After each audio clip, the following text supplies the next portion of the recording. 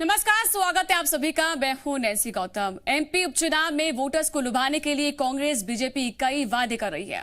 कांग्रेस वचन पत्र तो बीजेपी संकल्प पत्र के नाम से घोषणा पत्र जारी करेगी और कांग्रेस उपचुनाव वाली 28 सीटों के लिए अलग अलग वचन पत्र भी तैयार कर चुकी है, जिसमें राज्य स्तर से भी बड़ी घोषणाएं हैं। वहीं पर बीजेपी भी अपना संकल्प पत्र लाने की तैयारी में है, जिसके लिए सभी मंत्रियों से बीजेपी ने सुझाव भी मांगे हैं। और बीजेपी के घोषणा पत्र में किसान, युवा, रोजगार पर फोकस रहेगा। बीजेपी 4,000 रुपए की किसान कल्याण निधि को कर्ज माफी के कार्ड के तौर पर जनता के सामने रखेगी। अब जनता फैसला करेगी कि उसे कांग्रेस के वचन पत्र पर भरोसा करना है या फिर बीजेपी के संकल्प पत्र पर। ये उपचुनाव प्रदेश की स्थायी सरकार के लिए बहुत महत्वपूर्ण है, इसीलिए दोनों पार्टियां वोटर्स को लुभाने में कोई भी कसर नहीं छोड़ रही। तो एक तरफ वचन पत्र है, दूसरी तरफ संकल्प पत्र है। अब किस पर जनता विश्वास करेगी, ये आने वाला वक्त बताएगा।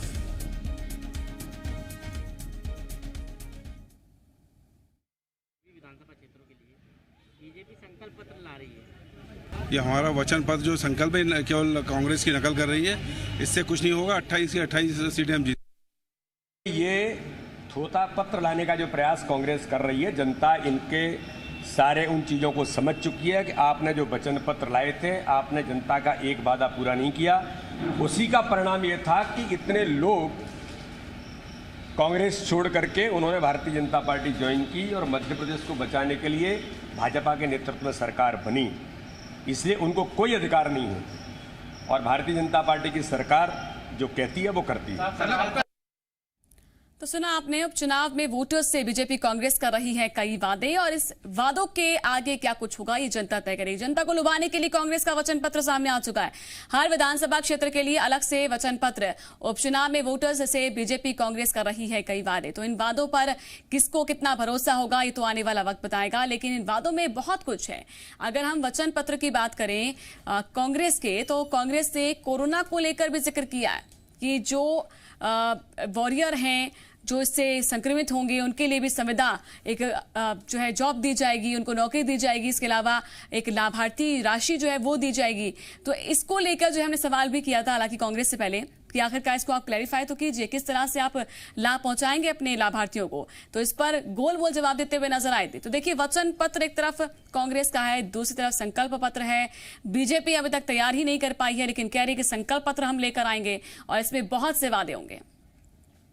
और भोपाल से विवेक पटैया हमारे साथ लाइव जुड़ चुके हैं, सीधा उनका रुख करेंगे। विवेक, अगर ये देखा जाए एक तरफ वचन पत्र, दूसरी तरफ संकल्प पत्र। संकल्प पत्र अभी इंतजार किया जा रहा है, लेकिन वचन पत्र की बात करें तो बहुत सी इसमें वादे, बहुत सी बातें। बीजेपी कह रही है कि हमारे वादे अच्छे हैं, हम अपने वादों पर उतरेंगे। कांग्रेस अपनी अपील जो है वो कर रही है कि जो भी बीजेपी का संकल्प पत्र होगा वो तो हमारी नकल होगी, हमारा वचन पत्र ही संकल्प पत्र है, बीजेपी के पास कुछ नहीं है। तो अभी दोनों की वर्सेस लड़ाई शुरू हो रही है।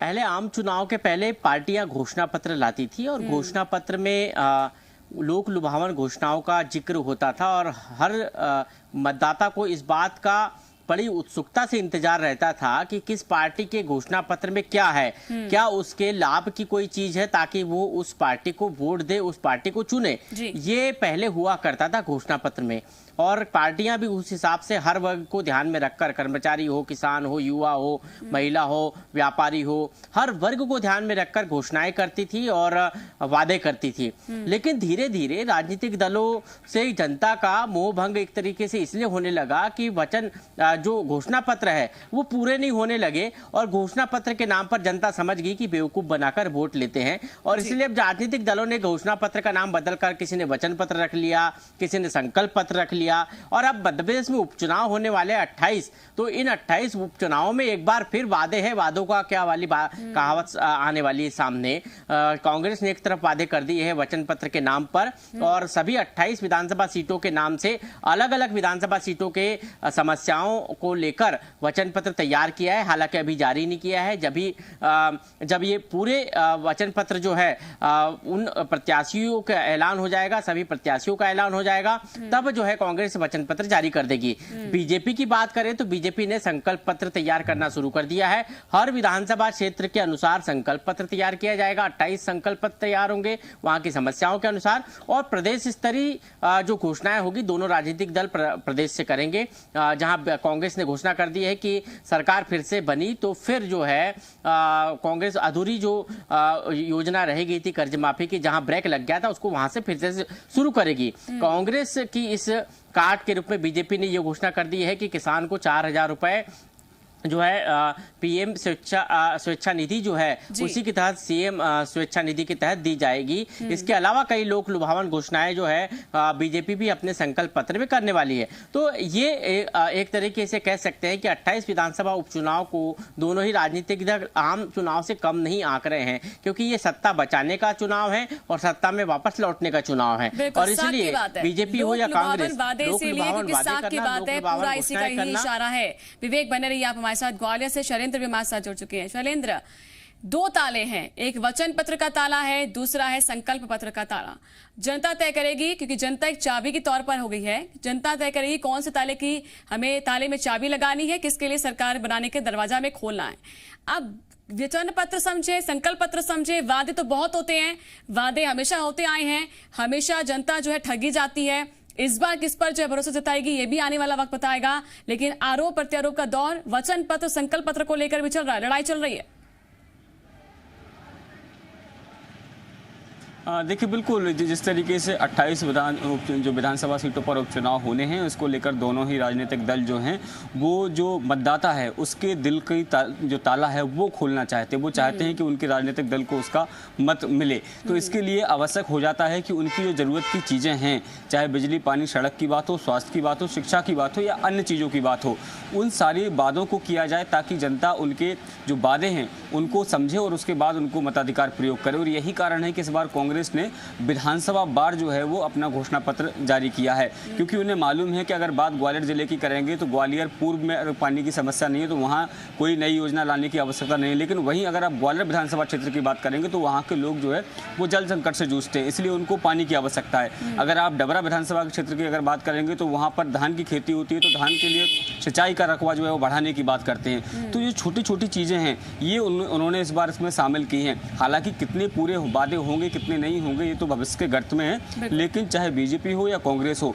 दोनों ही जो दल हैं वो आम मतदाता को लुभाने की कोशिश कर रहे हैं। और ये कोई पहला मौका नहीं है, इसके पहले चाहे 2018 का चुनाव हो या लोकसभा का चुनाव हो, उसमें भी तमाम वादे जो हैं वो जनता से किए जाते हैं और उसमें से कितने वादे पूरे होते हैं ये हम और आप भली भांति जानते हैं। और यही कारण है कि दोनों राजनीतिक दल एक दूसरे पर वचन पत्र या जो संकल्प पत्र है उसमें जो वादे होते हैं उनको पूरा न करने का आरोप लगाते रहते हैं। जैसे हाल ही में अगर बीजेपी की बात करें तो लगातार वो कांग्रेस पर हमलावर है, क्योंकि किसान बहुत बड़ा मुद्दा हो गया है। किसान ही है जो तय करने जा रहा है कि किसके सर पर ताज बैठेगा, ताज पहनाएंगे सरकार बनाने के लिए। और अब देखिए, किसान कर्ज माफी का मुद्दा है तो कांग्रेस बुला रही है इस मुद्दे को और वो उसके लिए वादों की झड़ी ला रही है। बीजेपी कह रही है कि भाई देखिए, हम कर्ज माफी के लिए अलग से ही उसके लिए काट लेकर आ रहे हैं। और भले ही आपने जो कहा था किसान कर्ज माफी को लेकर कांग्रेस ने, वो तो उनका वादा था, भले ही उस पर घिरे हो, लेकिन कोशिश दोनों तरफ से जारी है। विवेक और शैलेंद्र के करके जवाब दें। पहले विवेक।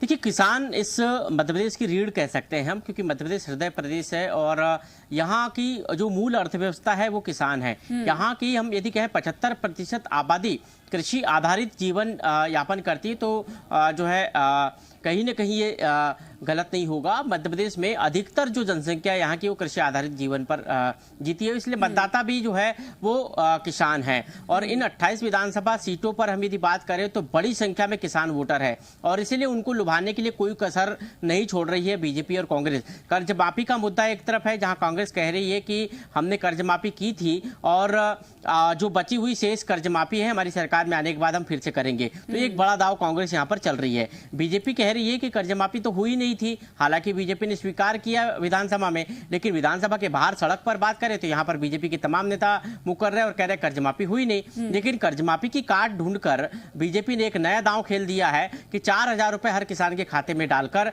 सम्मान किया जाए किसान का, सीएम किसान सम्मान निधि के तौर पर। जिस तरह पीएम किसान सम्मान निधि के तौर पर 6,000 मिलते हैं, 4,000 मध्य प्रदेश सरकार सीएम किसान सम्मान निधि की डालेगी तो 10,000 रुपए किसान को साल भर में मिलेंगे और ये किसानों के लिए कर्ज माफी की काट के रूप में बीजेपी प्रेजेंट कर रही है। इसके अलावा आने वाले जो सीजन में फसलों को लेकर भी कई बड़ी घोषणाएं जो है किसान को लेकर संकल्प पत्र के जरिए दोनों ही राजनीतिक दल जो है कर सकते हैं। हालांकि बीजेपी ने इसकी पूरी प्लानिंग कर ली है और बीजेपी संकल्प पत्र जब जारी करेगी तब इसका जिक्र करेगी। दूसरा, शिवराज सिंह चौहान पहले ही ऐलान कर चुके हैं कि फसल बीमा में जिस तरह अनियमितताएं हुई है फसल बीमा राशि वितरण में, उसको दूर करने के लिए आने वाले समय में मध्य प्रदेश सरकार अपनी खुद की फसल बीमा योजना लॉन्च करेगी। तो ये भी संकल्प पत्र में इसका जिक्र हो सकता है। तो किसानों से उपलब्धियां, किसानों की से वादे संकल्प पत्र में है जो बिल्कुल दिखाई देंगे, वचन पत्र में भी दिखाई देंगे और किसानों को लुभाने के लिए किसान हमारे स्मार्ट हो गए हैं। शैलेंद्र, अगर देखिए तो वो 10 रुपए जो 20 रुपए पहुंचे थे, 100 रुपए पहुंचे थे,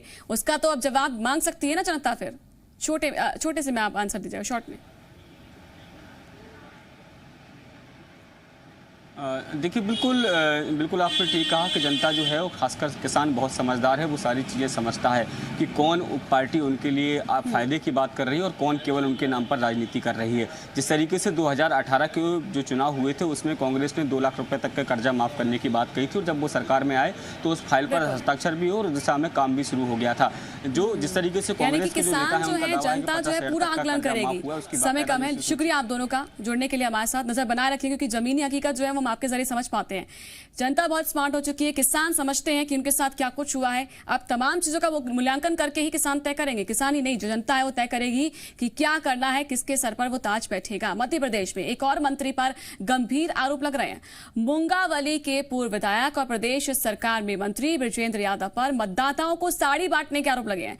दरअसल कांग्रेस ने एक वीडियो ट्वीट किया जिसमें मंत्री बृजेंद्र यादव मतदाताओं को साड़ी बांटते हुए दिखाई दे रहे हैं। वीडियो के साथ में कांग्रेस ने लिखा कि कोई नोट, कोई कलश, कोई साड़ी बांट रहा है।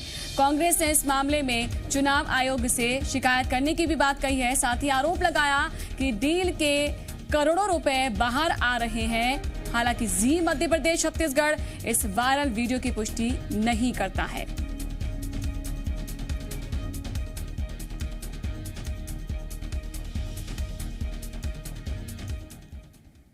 साड़ी बांटते हुए खुद का वीडियो वायरल होने पर एमपी सरकार में राज्य मंत्री बृजेंद्र सिंह यादव ने कांग्रेस पर पलटवार कर दिया।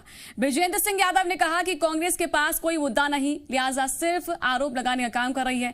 बृजेंद्र सिंह यादव ने कांग्रेस को नसीहत भी दे दी। बृजेंद्र सिंह ने कहा कि कांग्रेसियों से कि किसी का अच्छा नहीं कर सकते तो बुरा मत करो, यदि किसी का सम्मान हो रहा है तो उसे राजनीतिक मुद्दा मत बनाओ। वायरल वीडियो पर और इसको लेकर बृजेंद्र सिंह यादव ने सफाई भी दी है, कहा कि यह वीडियो पुराना है और उन्होंने कहा कि जैन समाज की संस्था ने कोरोना वॉरियर्स आशा कार्यकर्ताओं को उनका सम्मान किया था, जिसमें वो बतौर मुख्य अतिथि के तौर पर शामिल हुए थे। कार्यक्रम में ही उन्होंने साड़ी देकर कोरोना वॉरियर्स का सम्मान किया था।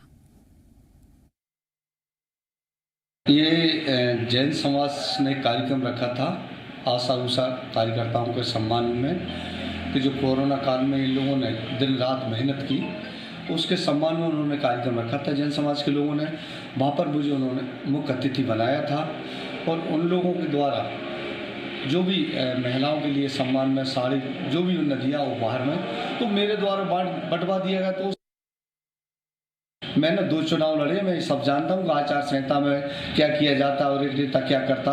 उनके पास कोई मुद्दा है नहीं है। कहीं तो बाबा को पकड़ लाते हैं, कहूँ वीडियो वायरल कर देते हैं साड़ियों का। अभी तो और भी बहुत सारी वीडियो ऐसी आएंगी, ऐसे मुद्दे आएंगे, क्योंकि इनके पास चुनाव के लिए कोई मुद्दा नहीं है। इसलिए ये फालतू की अफवाह उड़ा रहे, फालतू की मुद्दा डाल रहे।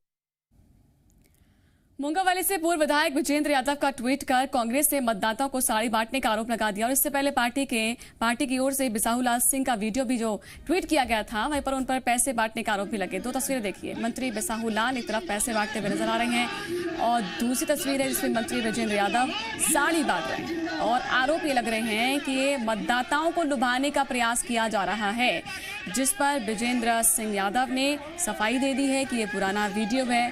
मंत्री बिसाहूलाल का जो वीडियो सामने है इसको लेकर अभी स्पष्टता नहीं है।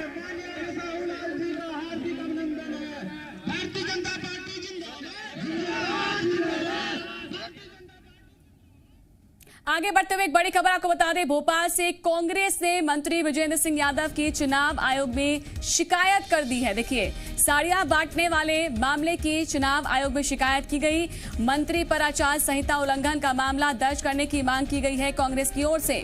मंत्री विजेंद्र सिंह यादव को मंत्री पद से हटाने की भी मांग की गई है। इंदौर कलेक्टर मनीष सिंह को भी तत्काल हटाने की मांग की गई। इंदौर की सांवेर सीट में हजारों वोटर्स बढ़ने की भी जांच की मांग की गई है। तो कांग्रेस की ओर से पहले ही कहा जा रहा था कि वो चुनाव आयोग में जाकर शिकायत करेगा। अभी जानकारी ये है कि शिकायत की जा चुकी है कांग्रेस की ओर से। साड़ियां बांटने का मामला सामने आया था जिस पर सफाई भी विजेंद्र सिंह ने दी थी, कहा था कि पुराना वीडियो था, लेकिन अब चुनाव आयोग तक पहुंच चुका है ये मामला। मंत्री पर आचार संहिता उल्लंघन का मामला दर्ज करने की मांग कांग्रेस की ओर से की गई है और मंत्री विजेंद्र सिंह यादव को मंत्री पद से हटाने की भी मांग कांग्रेस ने कर दी है। इसके अलावा इंदौर कलेक्टर मनीष सिंह को भी तत्काल हटाने की मांग कांग्रेस की ओर से की गई। इंदौर की सांवेर सीट में हजारों वोटर्स बढ़ने को लेकर भी जांच की मांग की है।